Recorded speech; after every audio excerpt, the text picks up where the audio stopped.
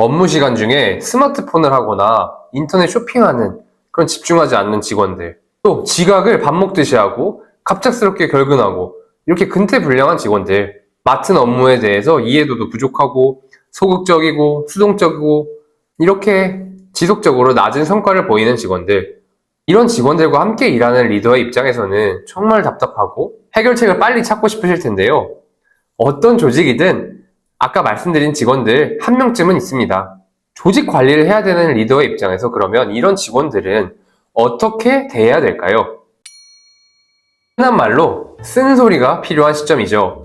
직원들에게 어떤 점이 문제고 앞으로는 어떻게 해야 되는지 교육하면서 피드백을 해줘야 됩니다. 그런데 최근 들어서 피드백이 어렵게 느껴진다 라고 호소하시는 분들이 많아졌어요.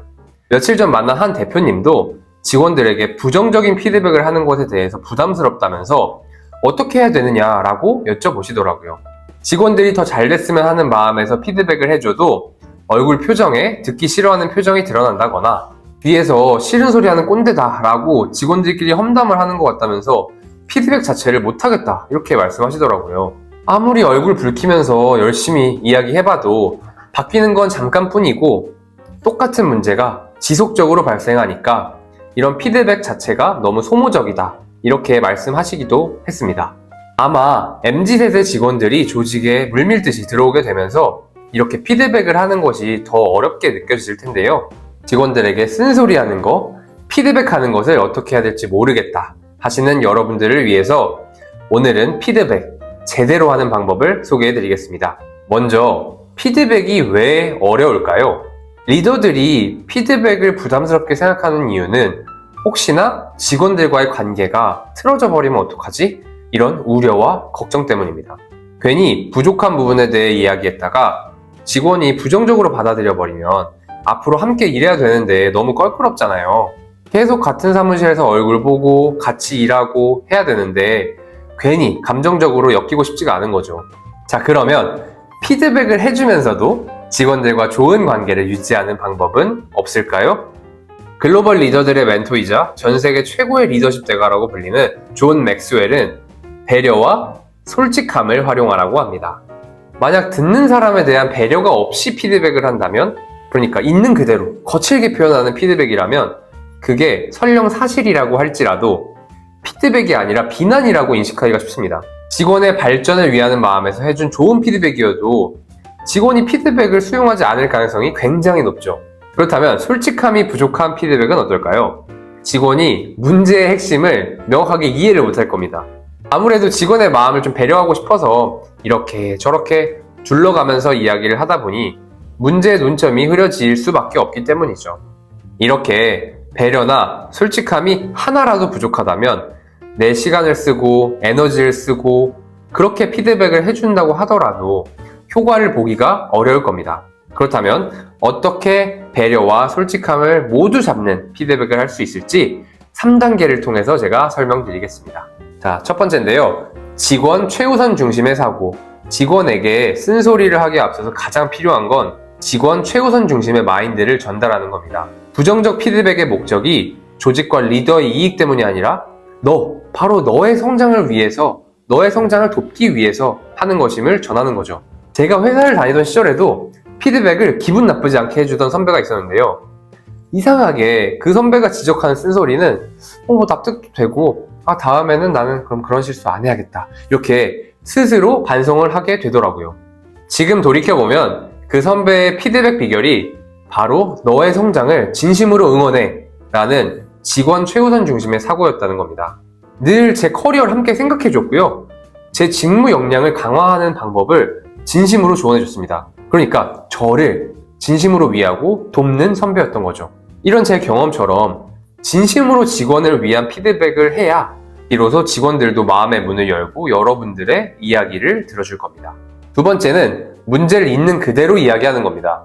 직원의 발전을 위한 쓴소리라는 걸 인식시켰다면 굳이 이런저런 스몰 토크 할 거 없습니다. 밥은 먹었냐, 주말에 뭐 했냐 이런 얘기 안 해도 된다는 거예요. 바로 문제에 대해서 이야기하는 겁니다. 여기서 중요한 건 직원의 문제에 대해서 내 판단이나 평가를 완벽히 배제하고 있는 그대로의 팩트만을 이야기해야 된다는 점입니다. 부주의하다던가 게으르다, 불성실하다, 업무가 미숙하다, 실수가 잦다 이런 말들은 다 내 판단이고 평가입니다. 이런 부정적인 평가는 듣는 직원들로 하여금 피드백이 아니라 비난받는다고 생각하게 만듭니다. 이 직원들의 방어 기제가 발동돼서 현실을 외면하게 만들죠. 특히 많은 리더분들이 범하는 실수 중에 하나가 언제나, 늘, 항상, 자주 이런 빈도부사를 함께 사용한다는 겁니다. 예를 들면 누구 씨는 항상 지각하고 늘 부주의하네요. 이렇게 부정적 평가와 빈도부사를 조합해서 사용하십니다. 이게 정말 최악의 피드백 방법입니다. 문제가 심각하다는 걸 강조하고 싶을 수 있어요. 그럼에도 불구하고 이런 빈도부사를 함께 사용하면 피드백의 객관성이 떨어지게 만들고 직원들로 하여금 항상은 아닌데요? 이렇게 반발 심리를 자극하기 마련입니다. 그렇기 때문에 문제를 지적하고 싶으시다면 최대한 있는 그대로의 사실만 가지고 담백하게 표현하는 게 가장 좋습니다. 마지막 세 번째 방법은 개선 방안을 스스로 찾게 하라는 건데요. 문제 상황에 대해서 솔직하게 이야기를 해놨다면 앞으로 어떻게 할 것인가에 대해 이야기해야겠죠? 간혹 2단계에서 실수하시는 리더분들이 계신데요. 앞으로 어떻게 하면 좋을지 직원들에게 하나하나 짚어주려고 하시는 선생님형 리더분들입니다. 개선 방안은 반드시 직원 스스로 찾게 해야 됩니다.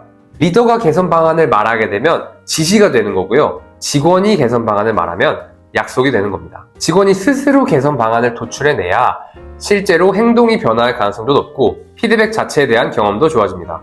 리더는 그저 질문을 던지기만 하면 됩니다. 직원이 스스로 생각하고 개선 방안을 찾도록 말이죠. 질문은 한 3가지 정도 예시를 드릴게요. 이런 걸 참고해 보시면 좋을 것 같습니다. 혹시 이런 문제가 생긴 부득이한 이유나 원인이 있을까요? 앞으로 같은 문제가 발생하지 않으려면 어떻게 해야 한다고 생각하세요?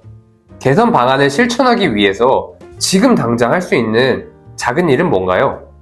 이런 예시를 활용하셔서 직접 질문해 보시면 훨씬 좋은 피드백을 하실 수 있을 겁니다.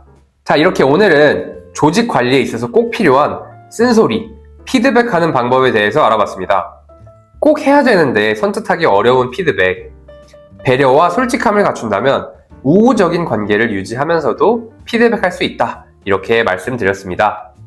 직원들한테 뭔가 하고 싶은 말은 있는데 속으로 꾹꾹 참고 계셨던 분이 있으시다면 더 이상 참고 삭히면서 스트레스 받지 마시고 오늘 제가 알려드린 걸 토대로 피드백 해보시길 바랍니다.